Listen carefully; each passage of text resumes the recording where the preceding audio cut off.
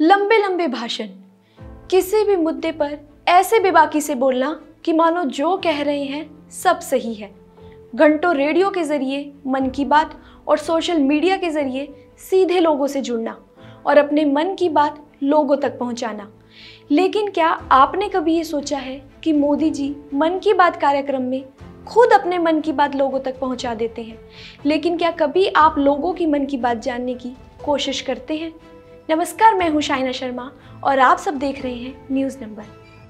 Press the bell icon and never miss a video from newsnumber.com.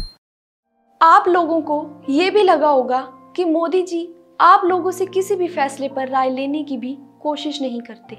हाँ, एक काम जो वो बहुत अच्छे से करते हैं वो है अपनी बात और अपने आदेश जनता पर जबरदस्ती थोपने का और उसके बाद जनता की एक भी बात न सुनने का। ऐसा लगता है मानो मोदी जी जनता के सवालों से भागते हैं और किसी की भी सुनना नहीं चाहते। अब आप संसद में ही देख लीजिए, जहां पहले रह चुके सभी प्रधानमंत्रियों ने अपने कार्यकाल में राष्ट्र मुद्दों पर चर्चा जरूर की होगी, लेकिन खबरों की माने तो पिछले 6 साल में पीएम मोदी ने संसद में राष्ट्र मुद्दों पर केवल 22 बार चर्चा की है। ऐसा लगता है मानो पीएम नरेंद्र मोदी के दौर में संसद राष्ट्र के मुद्दों पर बहस की जगह ही नहीं रही है और मोदी सरकार संसद को नजरअंदाज कर रही है। खबरों की माने तो इनसे ज्यादा राष्ट्र मुद्दों पर बहस तो एचडी देवगौड़ा अपने कार्यकाल में कर चुके हैं। एचडी देवगौड़ा सिर्फ करीब 2 साल के लिए प्रधानमंत्री रहे थे, लेकिन उन्होंने भी संसद में पीएम मोदी से ज्यादा बार बोला था।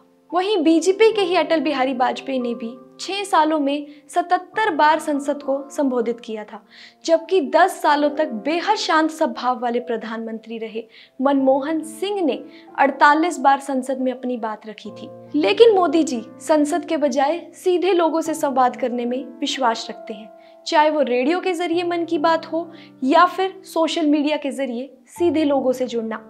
लेकिन संदेश देने के इन दोनों ही तरीकों में एक चीज समान है और वो यह है कि मोदी जी एक तरफा संदेश देने में यकीन रखते हैं, जिसमें सुनने वाला उनसे कोई भी सवाल नहीं कर सकता। अब तक मोदी जी 69 बार मन की बात के जरिए लोगों को संबोधित कर चुके हैं, लेकिन उन्होंने एक बार भी लोगों की मन की बात जानने की कोशिश नहीं की। खबरों की माने तो संसद को नजरअंदाज कर मोदी सरकार अध्यादेश का रास्ता अपनाती है। मनमोहन सरकार में जहां औसतन साल में 6 अध्यादेश आते थे, वहीं मोदी दौर में एक साल में औसतन 11 अध्यादेश बुलाए गए हैं। संसदीय समिति में भी बिल भेजने की रवायत कम हो गई है।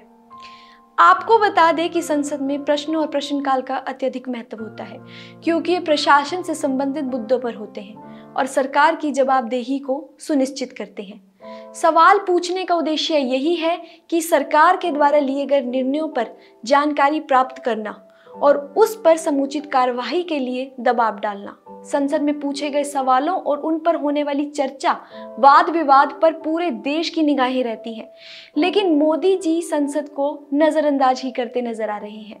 तभी तो उन्होंने आज तक सिर्फ 22 बार ही संसद में अपनी बात रखी है। आपका इस बारे में क्या कहना है, हमें कमेंट करके जरूर बताएं और बने रहे न्यूज़ नंबर के साथ।